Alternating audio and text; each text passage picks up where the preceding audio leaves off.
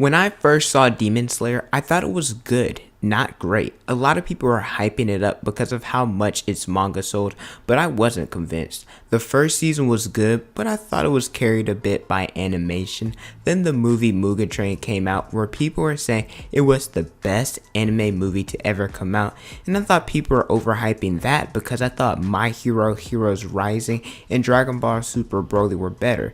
But then the Entertainment District came out and boy did it not disappoint. The Entertainment District did not miss a beat. This has been the first time in a while that I felt refreshed and on the edge of my seat. Maybe this is because I wasn't spoiled about anything in its arc, I don't know. But the only other anime that have done this was when I watched Dragon Ball Z as a kid and my first watches of One Piece and Attack on Titan. The Entertainment District was my favorite thing to watch every Sunday, even when Attack on Titan, One Piece, and football would come on as well.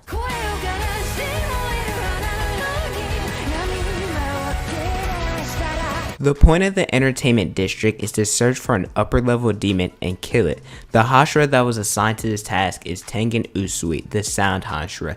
He needed women because the Entertainment District is about beauty and passion and was trying to take the medical slayers until Tundra, Inosuke, and Zanetsu showed up and decided to take their place. They disguised themselves as women in order to work in different houses to get more information about the demons which resides over the district and to find Tengen's wives who were originally sent on the mission in the first place.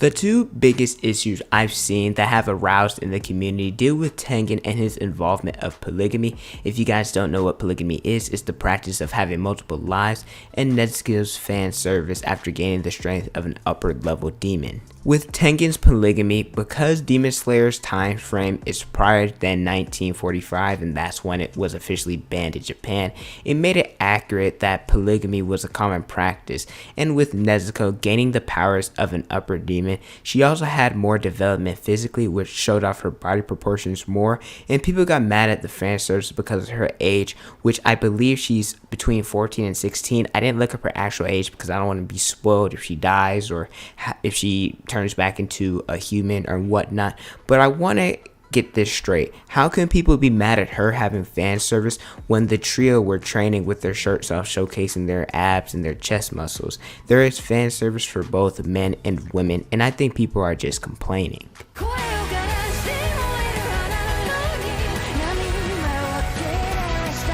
As a main character, I think Tundra is solid. He isn't that complex, but he has influence on others. I especially like how he impacted Zendro and Shindro. He gave the brother the will to impact the world without needing to be a demon slayer, and the father finally stopped being a drunk and showed emotion for Rengoku's death. I loved the impact he had on the fight with Docky and Guitaro. He learned more about the uses of his technique, with water breathing being more defensive and sun breathing being more for offensive power.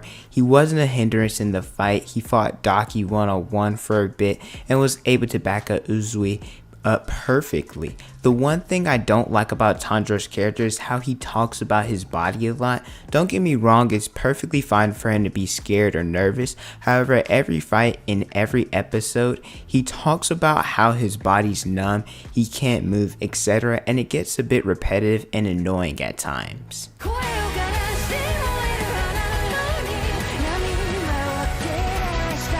I was a little concerned because he only got that scene of saving Nezuko in the Demon Slayer movie, so him being my favorite character, I was happy that he got a prominent role this season. He had a great scene when he saved that girl from being abused by Docky, and he didn't even need to be asleep for it to happen. That scene when he challenged Docky, took her out of the equation so that Tengen and Guitaro, they could fight, that was amazing as well. I even enjoyed his godlike speed more than I do Killua's Godspeed mode. I really enjoyed Zanetsu this arc. Hopefully he can unlock more of his breathing techniques and he gets even more interesting fight in the future.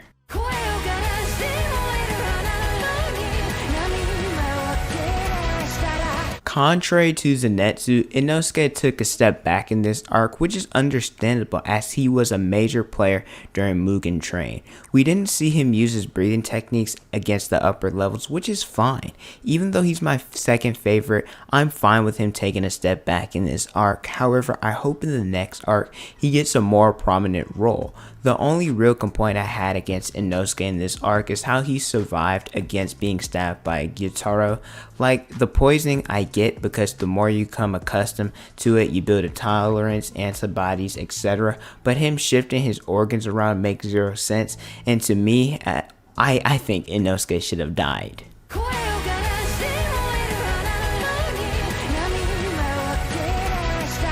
After this arc, Tengen is officially my favorite Hashira. I like him more than Rengoku, Gyu, and Kocho. I like his flashy personality, his strength, and how he incorporates being a shinobi into his demon slayer fighting style. His sound breathing is unique, different attacks led by ear, fireworks, reading tempo, and other aspects dealing with sound was incorporated as well. I like the fact that he's a dual wielding swordsman because it's just visually appealing. And if you guys didn't know, Roronoa Zoro, who's a 3-sword style, is my favorite swordsman in anime, so seeing people use multiple swords is always cool to me.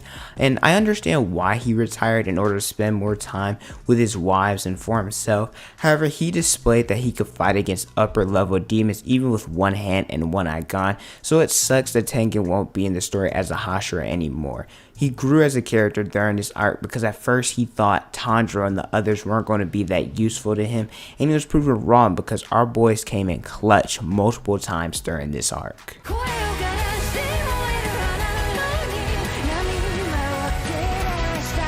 I'm gonna clump them together, Docky and Guitaro, the two upper 6 demons. These two are supposed to roughly represent Tundra and Nezuko if they were both turned into demons. Docky, she represents someone with beautiful looks on the outside with a poor personality on the inside, and Guitaro, he represents someone who's ugly on the outside with a good inside. And before people start arguing with me, I'm not saying he was a saint, but after viewing his backstory, he did care for his sister and wanted what's best for her, which is why after they died, he was willing to go into hell alone while he wanted his sister to go towards the light and towards heaven. And I like the teamwork the two had, and I believe that scene close to death was important. They were both angry, they lost and started blaming each other, just saying everything that was on their mind. However, in the afterlife, they both went to hell together, accepting the flaws that they both had as brother and sister.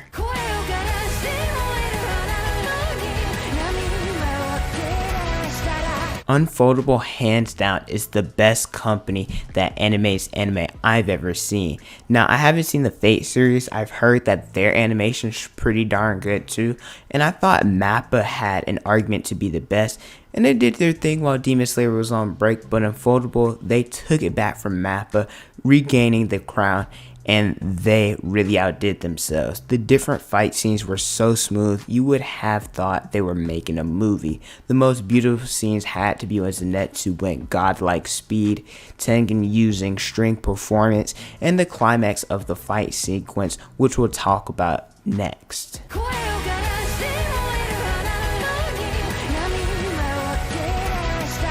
The fights were top notch. Tengen vs. Guitaro is one of the best animated and choreographed scenes I've ever seen. That fight looked like a slugfest, and every strike that was showcased looked brutal. Tundra learning how to use sun breathing more, and he was whooping up on Docky in the second half of their fight. Nezuko using upper demon strength against Docky was cool. It was really one-sided for Nezuko's favor, which is why they made her go out of control, because let's be real, she probably would have handled the two on her own. Zanetsu had the upper hand against Docky the entire time, godlike speed, and him using his thunderclap and flash first form. And I'd say an underrated aspect is how Tundra and Zanetsu, they paved the way for Inosuke to take off Docky's head, specifically because of how well their teammate was, right?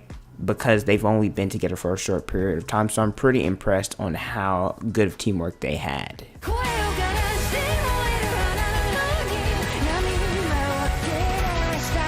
As I'm recording this, we got to look at the Hashira, Iguro, and Kenroji from the promotional trailer, and it looks like they'll be the Hashiras we focus on next season. I can't wait to see more from Zanetsu, Tundra, Inosuke, and Nezuko. Hopefully new breathing techniques, better control, better stamina, etc. But we'll have to wait for 2023.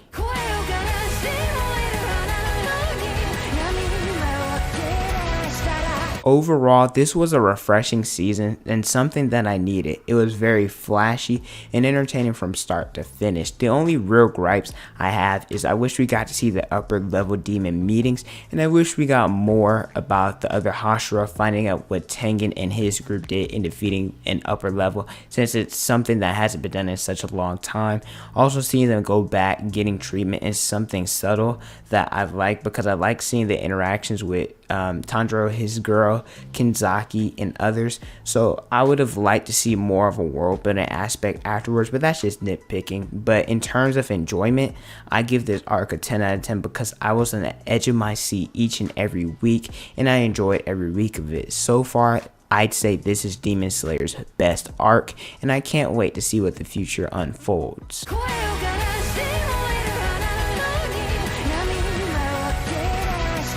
But thank you guys so much for watching. Let me know what you guys thought about the entertainment dish. Did you love it? Did you hate it? How well was it adapted from the manga? Because I don't read the manga. But thank you guys so much for watching. Don't forget to like, comment, and subscribe. Also hit the notification bell so you guys never miss out on a new video. Follow me on Instagram, Twitter, Snapchat, and TikTok.